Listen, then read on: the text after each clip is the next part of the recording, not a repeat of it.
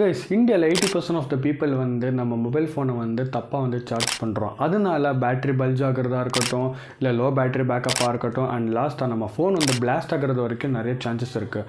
அது எப்படி ப்ரிவென்ட் பண்ணணும்னு நான் உங்களுக்கு டிப்ஸ் கொடுக்குறேன். அதுக்கு முன்னாடி நம்ம பேஜை வந்து சப்ஸ்கிரைப் பண்ணி வச்சுக்கோங்க. இது மாதிரி டெய்லி கான்டென்ட் வேணும்னா. நம்பர் 1, கம்பெனி சார்ஜர் வந்து யூஸ் பண்ணுங்கள். ஏன்னா நீங்கள் கம்பெனி சார்ஜர் யூஸ் பண்ணுறதுனால உங்கள் ஃபோன் வந்து சீக்கிரமாகவே சார்ஜ் ஆகும். அட் த சேம் டைம் உங்கள் ஃபோனுக்கு எந்த ஒரு பிரச்சனையும் வராது.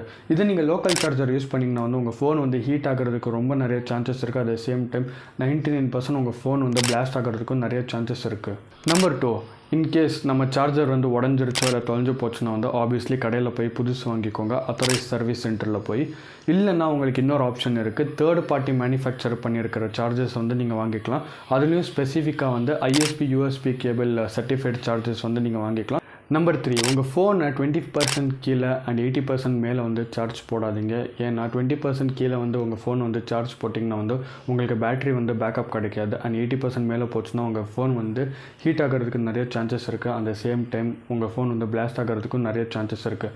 இந்த வீடியோ உங்களுக்கு பிடிச்சிருந்துச்சுன்னா ப்ளீஸ் மறக்காமல் லைக் பண்ணுங்கள். அண்ட் உங்கள் ஃப்ரெண்ட்ஸ் அண்ட் ஃபேமிலிக்கு இந்த வீடியோ வந்து ஷேர் பண்ணுங்கள். பாய்.